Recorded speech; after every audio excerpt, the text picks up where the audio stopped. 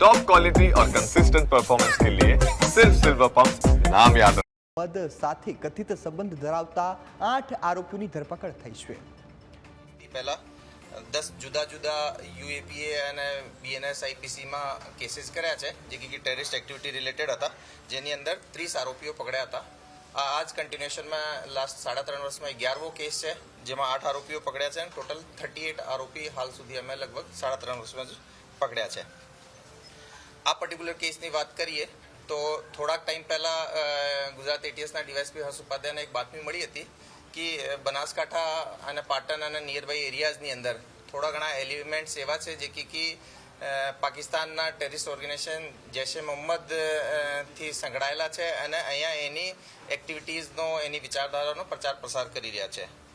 આ ઇનપુટને વેરીફાઈ કરવા માટે એટીએસના એસપી શ્રી કે સિદ્ધાર્થના નેતૃત્વમાં એક ટીમ બનાવવામાં આવેલી, જેની અંદર DYSP Harsh Upadhyay, wireless PI D V Rathod, wireless PI Kripal Goletar, wireless PI Manal Shah, wireless PI Mayank Jhala, police sub inspector Manish Patel, PSI D V Ravari અને બીજા સ્ટાફ સામેલ રહેલા. આ લોકોએ આ ઇનપુટ્સને વેરીફાઈ કર્યા, ડેવલપ કર્યા હ્યુમન ઇન્ટ મારફતે, ટેકનિકલ ઇન્ટ મારફતે, અને પરમ દિવસે રાત્રે એ ડિટેલ ઉપર પહોંચ્યા કે લગભગ એ 8 જુદા જુદા માણસો છે જે મૂળ ભાગડ અને આજુબાજુના ગામોના છે અને એ હાલમાં અલગ અલગ જગ્યાઓ પર રહી રહ્યા છે અને એ જૈશ એ મોહમ્મદથી સંકળાયેલા છે. આ લોકોની ઓળખ કરવામાં આવેલી, એના નામ જે છે એ આપને ખબર છે: અહેમદ, ઇબ્રાહિમ, મુદસ્સિર, જકરિયા દુરાની, મુફ્તી ફૌજાન, મોહમ્મદ અમીન શેરા, મોહમ્મદ સાઉદી, બિલાલ દુરાની. આ બધા લોકોએ આઈડેન્ટિફાઈ કરવામાં આવેલા. આના માટે જુદી જુદી ટીમ બનાવવામાં આવેલી. એ આરોપીમાંથી 3 આરોપી ભાગડ ગામમાં રહેતા હતા, કન્ટિન્યુઅસલી આની લોકેશન ત્યાં જ આવતી હતી. સાથે સાથે 3 જે છે એ ખડિયાસન સિદ્ધપુર પાટણમાં એક મદરસાની અંદર રહેતા હતા.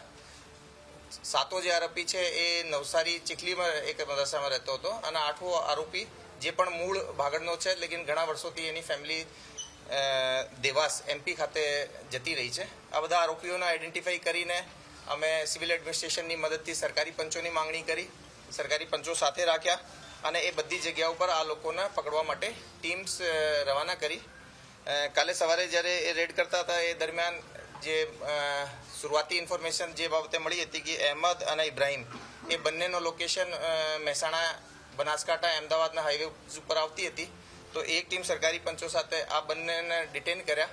એની પાસેથી એક કારમાં મૂવમેન્ટ કરતા હતા, એની પાસેથી ચેકિંગ કરવામાં આવેલો તો એની પાસે મોબાઈલ ફોન્સમાં ઘણું બધું એવી એવિડન્સ અમને મળી આવેલો, જેનાથી સાફ સાફ ખબર પડતી હતી કે આ લોકોએ જૈશ એ મોહમ્મદથી સંકળાયેલા છે, પાકિસ્તાની હેન્ડલર્સના ઇન્સ્ટ્રક્શન્સ લેવી રહ્યા છે, પાકિસ્તાની હેન્ડલરના કહેવાથી જ અને એ જાતે એની પ્રેરણાથી ઘણો બધો રેડિકલ એલિમેન્ટ્સ એના ગ્રુપમાં પ્રચાર પ્રસાર કરી રહ્યા છે, જૈશ એ મોહમ્મદમાં જોડાવા માટે લોકોને પ્રેરિત કરી રહ્યા છે. આ લોકોની વધારે પૂછપરછ કરવામાં આવેલી તો પણ એ લોકોએ જે એના જે બીજા 6 સાથીઓ છે જે ઓલરેડી આઈડેન્ટિફાઈડ પણ હતા, આ લોકો બાબતના નામ લીધા. પેરેલલી જે ટીમ્સ હતી દરેક જગ્યાથી 6 આરોપીઓને પકડ્યા. કુલ મલાઈના 8 આરોપીઓની અમે ડિટેન કર્યા. આ લોકો પાસેથી ઘણો બધો એવો સાહિત્ય મળી આવેલ છે જે કે જૈશ એ મોહમ્મદનો છે.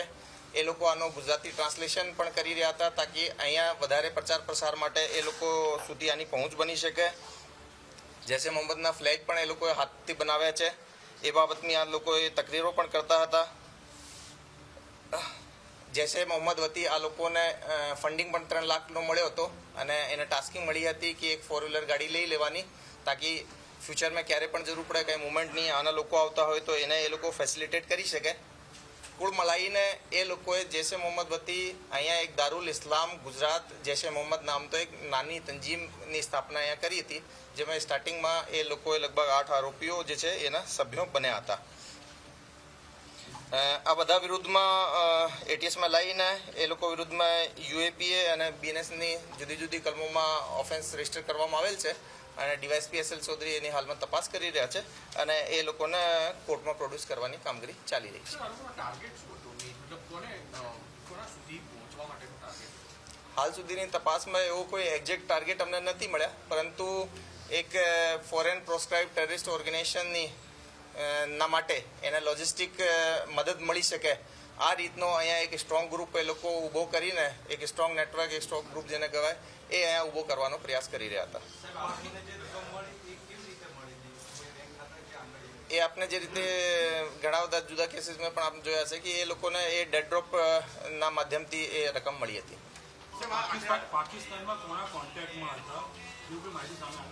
હા, પાકિસ્તાનના અમને ટેલિસેલેક્ટર્સ આઈડેન્ટિફાયર મળ્યા છે.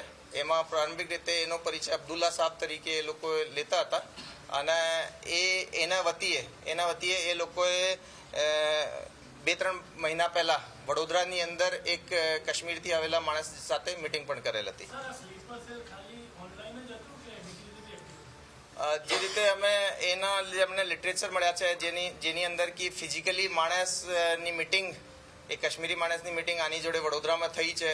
સાથે સાથે એ લોકોએ જે ખત લખી રહ્યા છે જે રીતને ખતની આવાગમન પણ એક મોડ્યુલ જે છે એ લોકો બતાવી રહ્યા હતા. બુક્સ વગેરે લઈ રહ્યા છે. તો એ ઓનલાઈન રેડિક્લેશન જેવું મોડ્યુલ નથી અને જે રીતે પૈસા અને ગાડી લેવાનો આ બધું ચાલી રહ્યું છે તો એનાથી અમને એ ઓનલાઈન રેડિક્લેશનથી વધારે જ એમાં લાગી રહ્યો છે. એ હું આપને કીધા કે મોટા ભાગે એ જે 8 આરોપીઓ છે એ ભાગડ અને એની આજુબાજુના ગામના જ છે. એમાંથી જેમ કે અહેમદ અને મુદસ્સીર બંને બ્રધર્સ છે અને એક જે મૌલાના છે એની કોલેજ મતલબ મદરસામાં ભણતા 2 છોકરાઓ આની જોડે જોડાયેલા હતા. એ લોકો બહુ જે ફિઝિકલી એ લોકોએ આજુબાજુના ગામના જ છે. આ બધા સ્થાનિક જ છે. એ 8 આરોપી બિલકુલ કોર સ્થાનિક છે. એકદમ એક જ ગામની આજુબાજુના. જુદા જુદા બેકગ્રાઉન્ડ છે. મોટા ભાગે તમે જોશો તો ઉંમર 19, 30, 22, 21, 40 આ રીતના છે. મોટા ભાગે પરચુરણ કામગીરી કરવાવાળા મદરસામાં ભણાવતા છોકરાઓ છે અને થોડા ઘણા લેબર વર્ક પણ કરતા હતા. એ મધ્યપ્રદેશથી જે છોકરો પકડાયો છે એ પણ મૂળ ભાગળ ગામનો જ છે. એની ફેમિલી લગભગ 15-20 વર્ષ પહેલા જતી રહી હતી દેવાસ. અને આનો જ એક ભાઈ જે આપણે અહીંયા મદરસાથી પકડ્યો છે એ પણ આનો ભાઈ જ છે જેની ત્યાંથી અટક થઈ છે.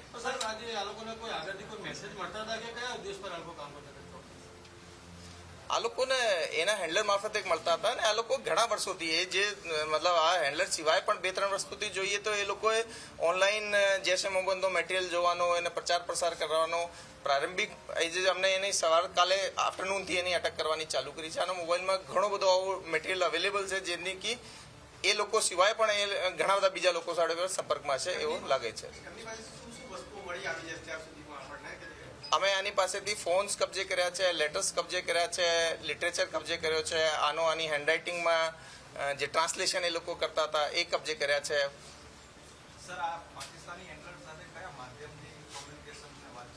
એ લોકોએ જે રીતે હું કીધા કે ઘણા ટાઈમથી રેડિકલ છે. 2-3 વર્ષથી એમાંથી મોટા ભાગના બધા લોકોએ ઓનલાઈન જેટલા પણ યુટ્યુબ, ઇન્સ્ટાથી ઘણા બધા લોકોનો સંપર્ક કરતા હોય છે અને એવી એક એન્ટિટી નથી. એ લોકો જોડે આ ફિલહાલવાળી એન્ટિટી છે એના જોડે એ લોકો વધારે ઇન્વોલ્વ હતા. પણ એ સિવાય પણ ઘણા બધા લોકોએ જુદી જુદી રેડિકલ લાગતી આવી એન્ટિટી જોડે ટેરર, જેહાદ વગેરે વિશે ચર્ચા કરતા હોય છે.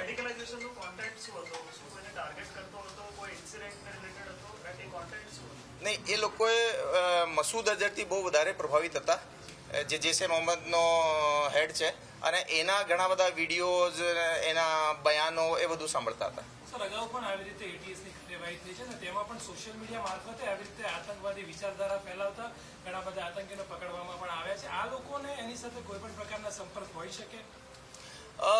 પહેલાના કેસીસની અમારી જે ઇન્વેસ્ટિગેશન છે એમાં આ લોકોનો ડાયરેક્ટ કોઈ ઇન્વોલ્વમેન્ટ આ લોકો જોડે મળ્યા હોય એવું કંઈ આવ્યું નહીં.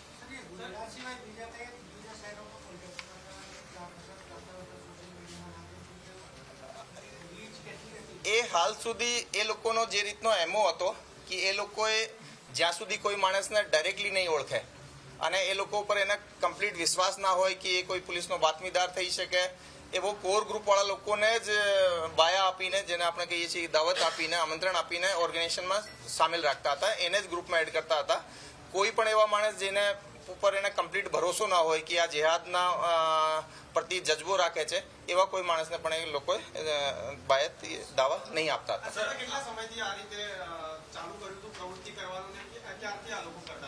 એમાં આ લોકો 8 આરોપીઓ છે. દરેક માણસની જે પ્રેઝન્સ છે સોશિયલ મીડિયા ઉપર કે રેડિકલ લાઈન ઉપર જવાની આ સમયાવધિ અલગ અલગ છે.